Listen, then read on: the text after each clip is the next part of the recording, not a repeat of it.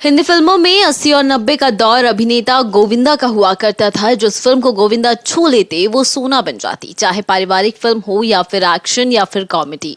करीब 14 साल तक बॉलीवुड की सुपरस्टार जो तीनों खानों पर अकेले भारी पड़ा करते थे, मगर अचानक उनका करियर डूब गया। क्या आपको पता है ऐसा क्यों हुआ था? इतना बड़ा सुपरस्टार बॉलीवुड में कैसे बर्बाद हो गया?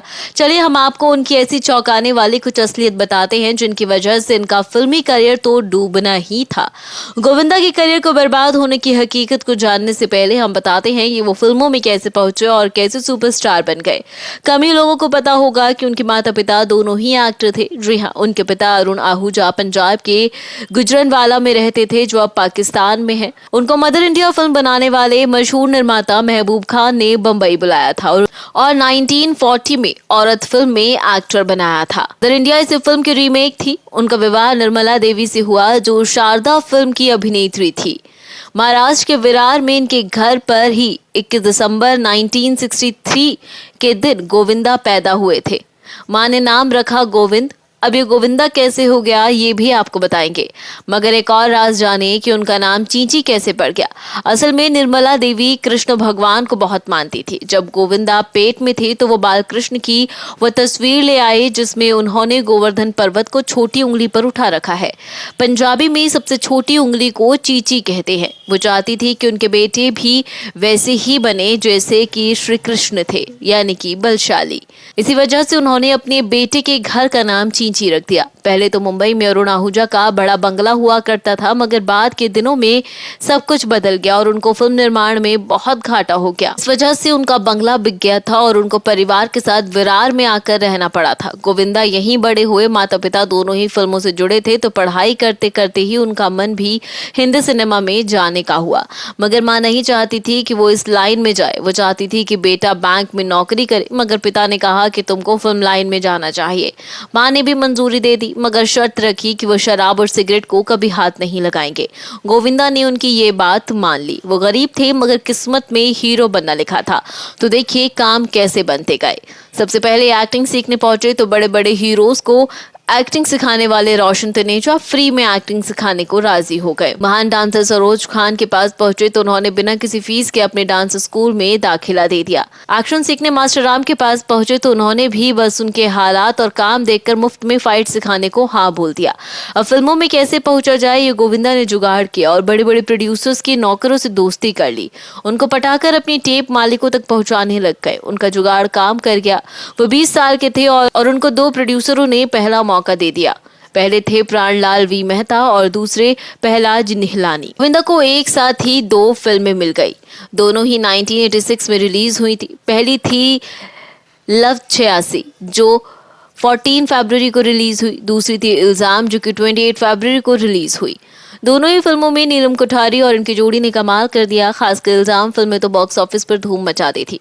रातों रात ही गोविंदा उभरते स्टार बन गए। इसी बीच एक अंक ज्योतिष ने उनको सलाह दी कि उन अपने नाम का जोड़ 9 बना लो तो तुम बॉलीवुड पर राज करने लगोगे। बॉलीवुड में गोविंदा ही ऐसे एक्टर हैं जो एस्ट्रोलॉजी पर भरपूर भरोसा रखते हैं। गोविंदा का असली नाम गोविंद अरुण आहूजा है। गोविंदा ने बताया कि स्ट्रगल के दिनों में उन्होंने सफलता पाने के लिए करीब आधा दर्जन नाम बदले थे। आखिरकार गोविंदा नाम पर उन्हें सक्सेस मिलना शुरू हुई। गोविंदा का कहना है कि हीरो बनने में उनके नाम का बड़ा योगदान है। वो और उनका परिवार शुरू से ही ज्योतिष और नामांकन शास्त्र की खूब जानकारी रखता था। गोविंदा कहते हैं कि आपका नाम आपके काम में बहुत योगदान करता है। मैंने भी करीब आधे दर्जन नाम बदले, जैसे गोविंद राज, राज गोविंद, गोविंद अरुण और गोविंदा। जैसे ही उन्होंने अपना नाम गोविंदा रखा, वैसे ही 8 दिन के अंदर कई फिल्में साइन कर ली थी। गोविंदा ने 14 साल की उम्र में स्ट्रगल करना शुरू कर दिया था। लोग ये कहकर काम देने से मना कर देते थे कि तुम तो अभी ठीक से जवान भी नहीं हुए हो, जाओ अपनी पढ़ाई लिखाई पूरी करो। कॉलेज खत्म होने के बाद उन्होंने फिर से फिल्मों में आने की कोशिश की, जो कामयाब हुई। गोविंदा आगे बताते हैं कि उन्होंने पहले 3-4 फिल्मों के लिए विलन की भूमिका में उन्हें लिया गया, लेकिन स्क्रीन टेस्ट के बाद उनकी हंसी को देखकर हीरो बना दिया गया। उन दिनों गोविंदा पहले ऐसे स्ट्रगलर थे जो अपना वीडियो बनाकर प्रोड्यूसर्स को देते थे। उनका ये आइडिया एक समय पर काम कर गया। गोविंदा के पास 21 साल में बस 2 फिल्में थी। उसके बाद अगले ही साल 22 की उम्र में 70 फिल्में आ गई, जिसमें से 25 फिल्मों को तो उन्होंने डेट्स की वजह से उन्हें छोड़ दिया, मगर इस रिकॉर्ड की बराबरी कोई नहीं कर सका। अब गोविंदा का का दौर शुरू हो चुका था। वो पारिवारिक और एक्शन फिल्में करके हिट होते जा रहे थे।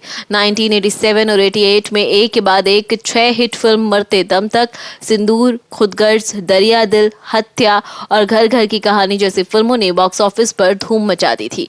कोई ऐसा साल नहीं जा रहा था जब उनकी कोई फिल्म सुपरहिट ना हो, मगर अभी तो वो दौर आना बाकी था जब पूरे बॉलीवुड में सारे कॉमेडियंस की छुट्टी कर सिर्फ गोविंदा ही छाए हुए थे।